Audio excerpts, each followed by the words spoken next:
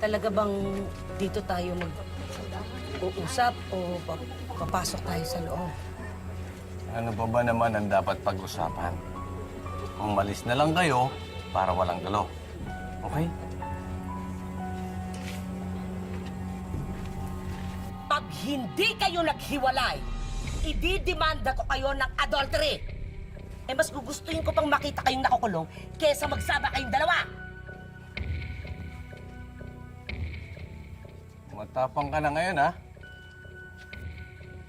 Eh di sige, panalo ka! Oh, ayoko na sa'yo, sumama ka na lang sa nanay mo. Nagbibiro ka lang, di ba? Hindi, seryoso ako. Iiwan na naman talaga kita. Nagsasawa na ako sa'yo. Napabilis lang dahil dito. Kaya, sumama ka na dyan. Walang hiya kang kapal ng mukha mo, ha? Binigay ko sa'yo lahat! Tapos ginawa mo ang ganito! Yun na nga eh. Binigay mo na sa akin lahat. Wala na! Kaya dyan ka na lang. Sumama ka na. Ayoko na sa'yo. Ha? Bye-bye.